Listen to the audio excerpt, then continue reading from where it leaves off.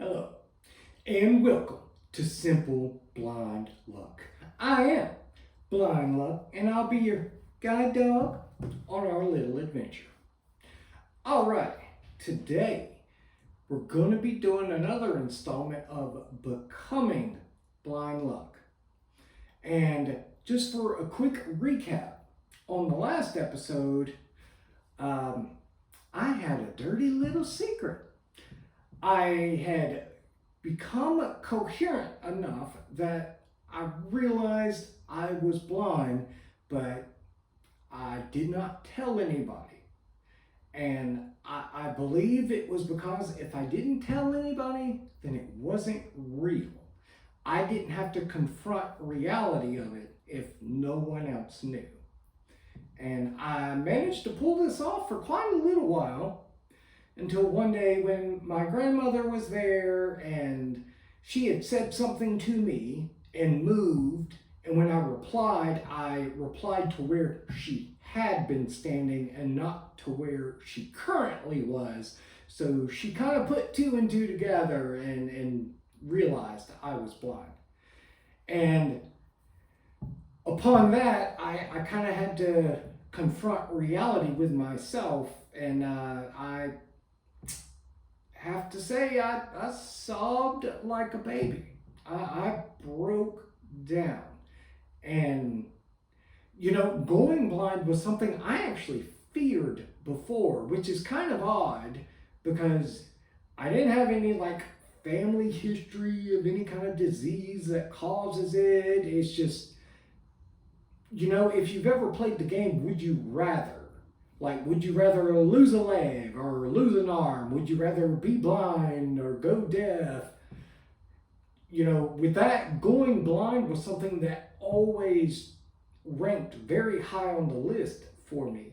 So for it to actually happen, I had a hard time coming to grips with reality on that. And I was nearly inconsolable. Now, I will say both my older brother and my mother were about the only two people that they could kind of talk me down off that ledge and keep me calm. Unfortunately, though, this was not a one-time event. It was nearly constant. I might go a week and be fine. I might only go 45 minutes, an hour. Because see, the thing is it's not something you can really forget about.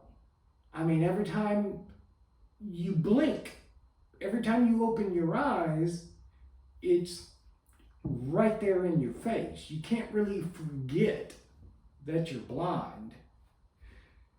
And to make things worse, a lot of times early on, I would go to sleep at night and I would have a dream in which my vision came back.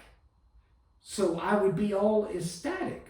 But then I wake up and it's like having to deal with it all over again.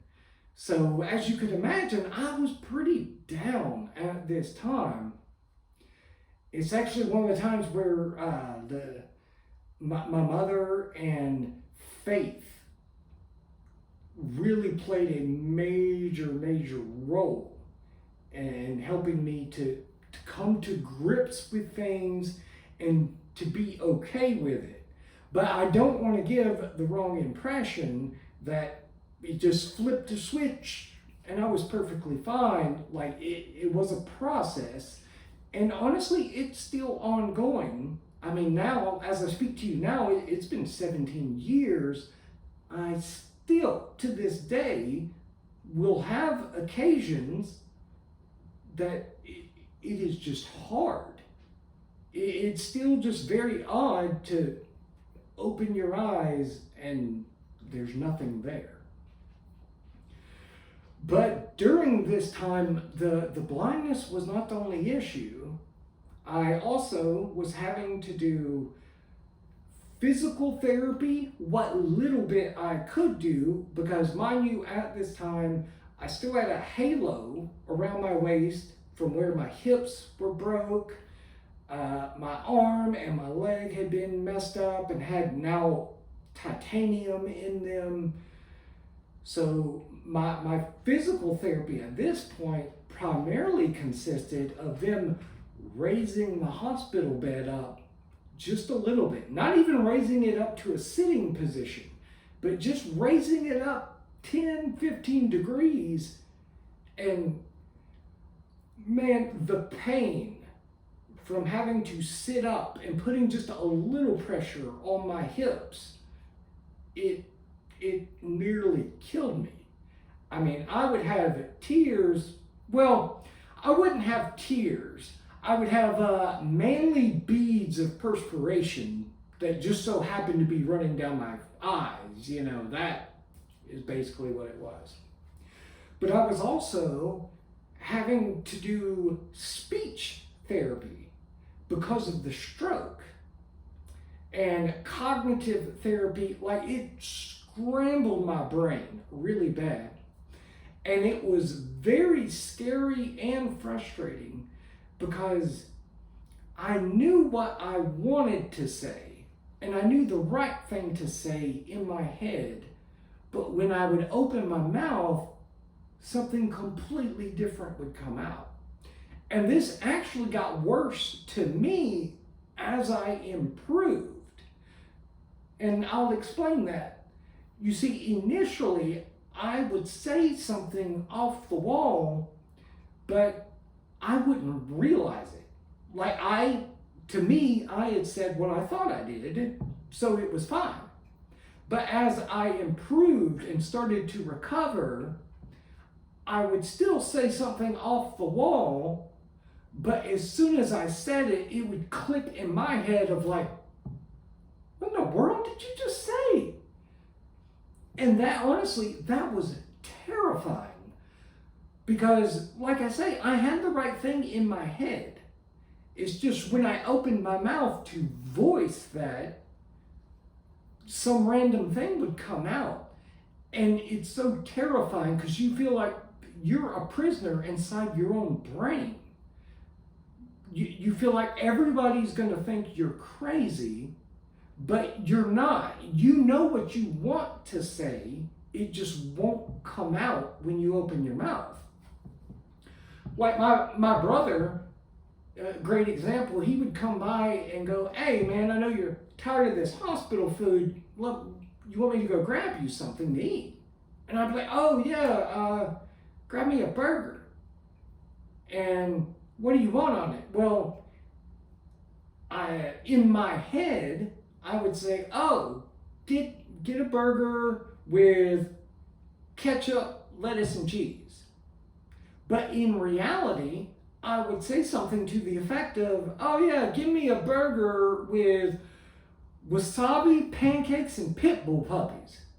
So, the second I would say it, it would click that I just said this crazy thing, and it was so frustrating. Now, thankfully, I mean, given that it's my brother, he pretty much knows what I like anyway, so he would not, thankfully, be bringing me a burger with pancakes and pit bulls on it. So thank you for that. If you're watching, I really appreciate no puppy burgers. But these things, they're so frustrating. And thankfully, I'm so grateful to the Lord for the healing, and that I was young enough and healthy enough at the time, I was able to recover. But it by no means was flip of a switch kind of thing. It took months and months of all kinds of physical therapy and speech therapy, and it was a lot of work. I'm just thankful for all the therapists at the hospital, their willingness to work with me, and thankful at the time, luckily the Lord blessed me with the mentality that I'm going to get through this, and I'm going to do everything they ask of me and then some to try and improve and get as good as what I can. I also had, because of the head injury, a lot of issues with memory. And I can recall, even after I'd gotten better, the therapist would come in and they would basically tell me a story. And this would be a short story that, if you were to write it on paper, might be a paragraph. And then they would ask me questions about the story. And it could be something as basic as the stories: Jimmy really likes to play football. He wants to go out to try to be the quarterback. He practiced and practiced, but he just wasn't doing well. Then his older brother came and taught him how to be a good quarterback. Then on the big day, he went out for the tryouts and he got picked to be the #1 starting quarterback. He was so happy. And then they would turn around and ask me questions. Okay, what was the name of the boy in the story? I don't know. I know it was a boy, but his name started with a J, but that's about all. Okay, what did the boy want to do? He wanted to play sports? Well, what sport did he want to play? I don't know! It was so frustrating. And a big part is I usually did very well in school through the years. And I was so terrified that the therapists were under the impression that I was just lazy and I wasn't paying attention. I just didn't care, wasn't paying attention, and they would think I just wasn't trying. Whereas I realize now, they knew I was trying. They knew I was paying attention. That was the whole point of the therapy, is for them to be able to see where I was at, where my memory was at, and to make me force myself to try to remember these facts in order to help regain function. It's just at that time, I couldn't realize that. So it was very, very frustrating for me. But enough with the down stuff. I'm going to end the episode for today. But of course, before I leave, we will do an On the Bright Side. And for today, we have, I'm blind, but on the bright side, when you are blind and you've had a massive head injury and you say some crazy off-the-wall things, you don't get or have to see the very quizzical looks everybody gives you because you just said something crazy. And that can be a blessing. And with that, I will hear you later.